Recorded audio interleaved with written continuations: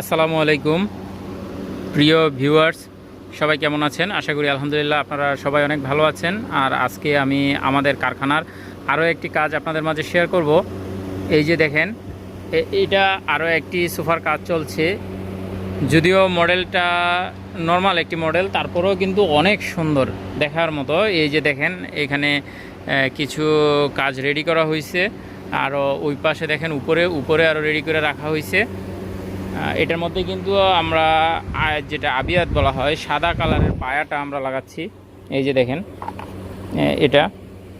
এটা এখানে লাগানো হবে। এই যে এগুলার মধ্যে কিন্তু লাগানো হয়েছে, দেখেন এই যে এগুলার মধ্যে কিন্তু লাগানো হয়েছে। খুব সুন্দর একটা মডেল, আমার কাছে খুব ভালো লাগলো, আশা করি আপনাদেরও ভালো লাগবে।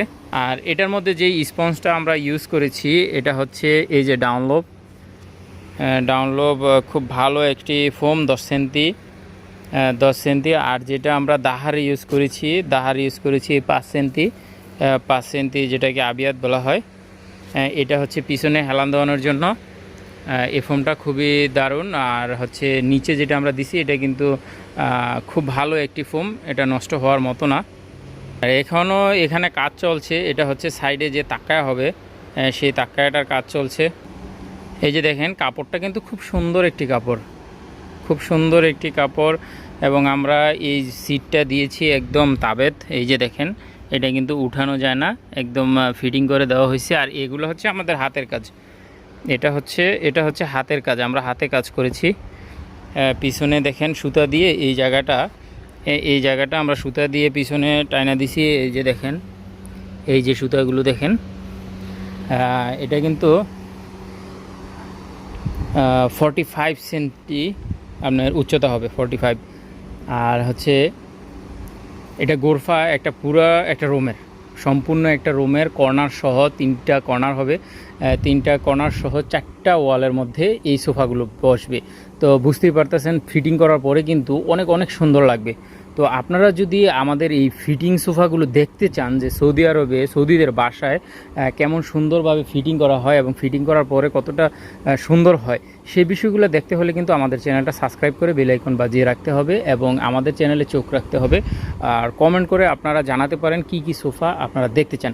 আর এই সোফাগুলোর মধ্যে কিন্তু আপনারা জানেন, ছোট বালিশ, যেটা বাংলাদেশে পোষণ বলা হয়, ছোট বালিশ। আর সৌদি আরবে যেটা মোরাকি বলা হয়।